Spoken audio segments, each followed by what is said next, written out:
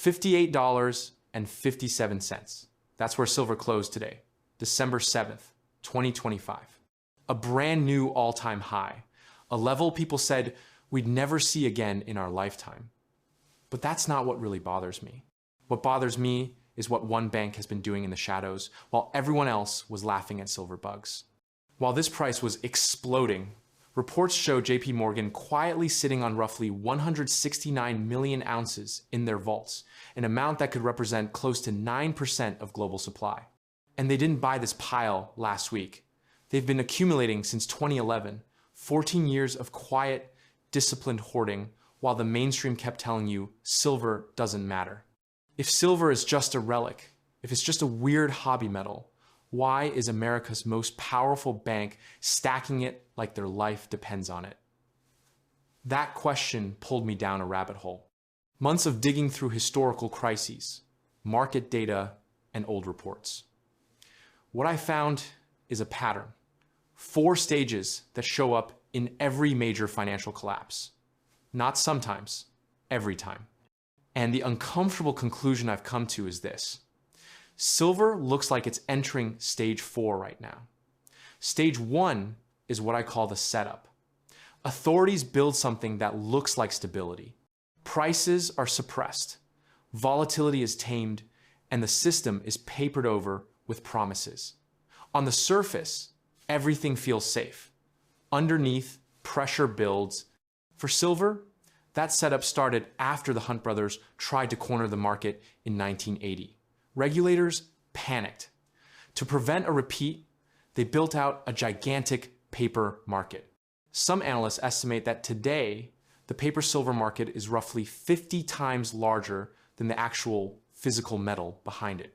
According to published COMEX data, open interest sits around 244% of vaulted silver. In plain English, that means there are more than 2 paper claims for every ounce sitting in the vault. If even half of those holders ever demand real metal instead of paper promises, the system doesn't bend, it snaps. That's the foundation of the pattern. A comforting illusion on top, structural fragility underneath. Stage 2 is expansion. Once the setup is in place, the gap between promises and reality starts to widen. Debt expands, balance sheets swell. Paper claims stack on top of other paper claims. The illusion of stability continues, so no one questions it. Since the 2008 financial crisis, that's exactly what we've been living through. Central banks around the world reportedly printed tens of trillions of dollars, euros, and yen. The United States alone added trillions to its balance sheet, buying its own debt, suppressing interest rates, and flooding the system with liquidity. Yet during all of this, silver's price stayed pinned. For almost a decade, silver struggled to break much above $30. Whenever physical demand rose, major institutions allegedly responded by flooding the market with more paper contracts, more shorts, more derivatives. The price stayed calm, but underneath, something important shifted. Industrial demand quietly exploded. Solar panels rely on silver's conductivity. Electric vehicles reportedly use around 3 times more silver than traditional cars. 5th-generation infrastructure, AI data centers, and medical technology all pull on the same limited pool of metal. Industry reports now suggest that industrial demand makes up close to 59% of total silver usage, up from roughly 40% just a decade ago. At the same time, mine supply hasn't kept up. Since around 2016, global silver production has declined by several percent, and analysts talk openly about a structural deficit. More silver consumed each year than is being mined. For roughly 7 years, that gap has been filled by draining above-ground stockpiles, vaults, and reserves. India's imports have hit records. China keeps buying. Inventories quietly bleed lower. And in the middle of all this, one player stands out. According to various market observers, since around April 2011, JPMorgan has accumulated an estimated 675 million ounces of physical silver. If those estimates are even close, that would represent a staggering portion of the world's above-ground supply in 1,000-ounce bars. More than the Hunts ever held. More than Berkshire Hathaway. More than some countries. This same bank once reportedly paid hundreds of millions to settle accusations of market manipulation and inherited large short positions when it absorbed Bear Stearns. Somewhere along the line, they flipped.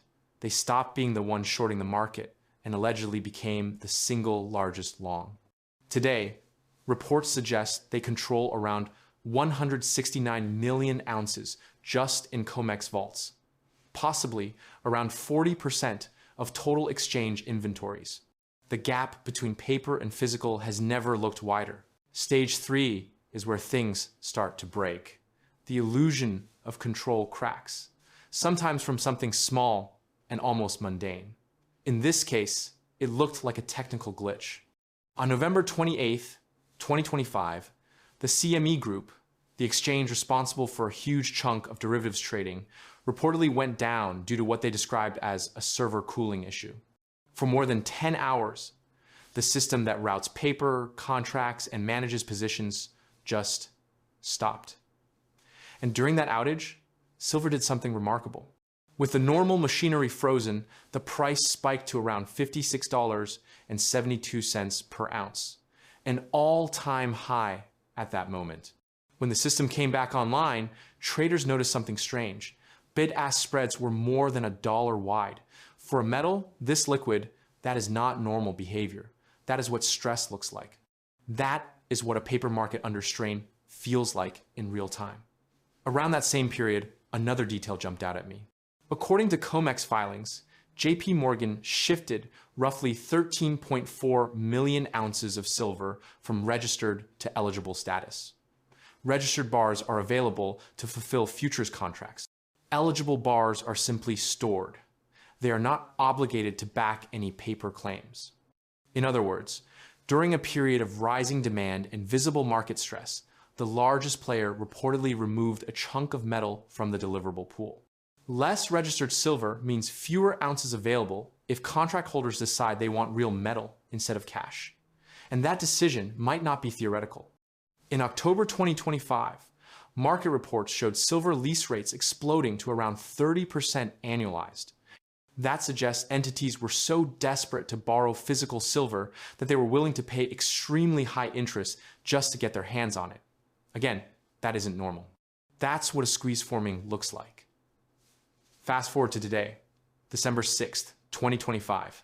Silver is trading near $59 and change, up roughly 98% for the year. Its strongest annual performance since 1980. The pattern I've been tracking feels eerily familiar. Stage 1, the setup, is behind us. Stage 2, the expansion of paper and debt, already happened. And now the system is flashing stage 3 signals. Outages, spikes. Stage 4 is what I call eruption. This is the part where price no longer reflects gentle rebalancing or normal market moves. It reflects fear, panic, and forced recognition of reality. To understand what that might look like, you have to go back to Texas in the late 1970s. Two billionaire brothers, Nelson and William Hunt, looked at silver trading around $6 and saw the same core imbalance we're seeing now: inflation rising, consumption exceeding production, and a currency system creaking under pressure. So they acted. Over time, they reportedly accumulated around 200 million ounces of silver, roughly 1/3 of the entire American supply at the time. As this buying collided with tight supply, the price launched. By January 1980, historical records show silver reaching just under $50 per ounce, an 8-fold increase in about 18 months. That wasn't a random spike. That was the market trying to correct a mismatch between paper and physical reality. It only ended when the rules changed. The exchange effectively banned new long positions and moved to liquidation-only orders. This Silver Thursday crash on March 27, 1980, destroyed the Hunts financially. But the message is crucial. The squeeze was real, the shortage was real, and the price discovery was real. It took direct intervention and rule changes to stop it. 2 decades later, in the 2008 crisis, we saw a similar pattern in another asset. When complex paper mortgage products collapsed, investors stampeded into real assets. Gold, which had been trading in the $700 range in late 2008, surged over the next few years as people sought refuge from collapsing credit structures. Central banks responded not by shrinking paper markets, but by enlarging them, printing trillions, suppressing interest rates to zero, and engineering one of the largest monetary experiments in history. That experiment didn't remove the underlying imbalances, it exaggerated them. Today, analysts point out that silver's nominal high of around $49 in 1980 would be roughly $170 when adjusted for decades of inflation. We're sitting around $59 now, with a worse supply deficit, higher industrial demand, and a paper market that's orders of magnitude bigger. Historically, silver has traded near a 15-to-1 ratio to gold. Today, the ratio is closer to 72-to-1. If that ratio merely reverts to its historical mean, some analysts argue silver could move into the $200 range, especially if gold continues rising. I'm not saying that's guaranteed, but history suggests that when the pressure finally releases, it tends to overshoot, not gently correct. That's what eruption looks like. All of this brings us to a narrow window in front of us. In 2 days, on December 9th and 10th, 2025, the Federal Reserve meets to decide on interest rates. According to recent probability estimates, markets are heavily leaning toward a rate cut. Traditionally, when the Fed cuts, the dollar weakens. When the dollar weakens, gold and silver tend to strengthen. That decision could be the spark that lands on an already dry forest floor. The tinder is the structural deficit. For years, more silver has been consumed than mined. Industrial demand is rising, not falling. Above-ground inventories are draining. COMEX registered stocks reportedly sit just above 100 million ounces. Analysts warn that if that falls below 50 million, the system could face serious stress because there simply isn't enough metal to satisfy all potential delivery requests. At current drain rates, some estimate that moment could arrive within 6 to 12 months, maybe sooner if panic buying accelerates. But silver is just the symptom.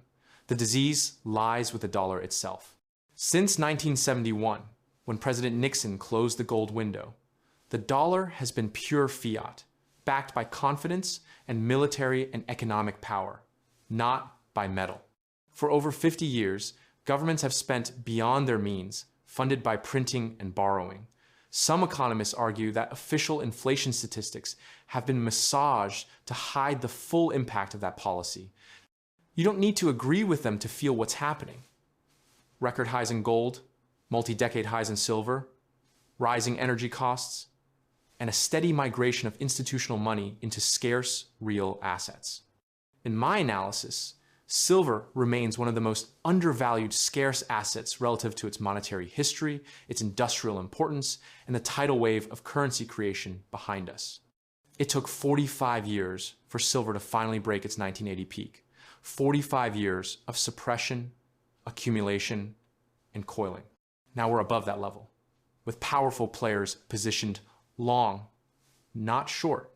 If silver moves to $100, $150, or even $200 over the next few years, JPMorgan and others who accumulated quietly will be perfectly placed. The rest of the world will be scrambling. I'm not a financial advisor. This is not financial advice. I'm just someone studying these patterns and trying to make sense of what the market is screaming right now. Stage 1, the setup, is done. Stage 2, the expansion of debt and paper, is done. Stage 3, the cracks and stress appears to be unfolding in front of us. Stage 4, the eruption, may have already started. The question isn't whether silver exists as a story. It's whether you understand what that story is telling you before this window closes. Do you believe silver hits $100 in 2026? Let me know what you think in the comments. And if you want to follow this saga in real time, stick around, because this might be one of the most important financial stories of this decade.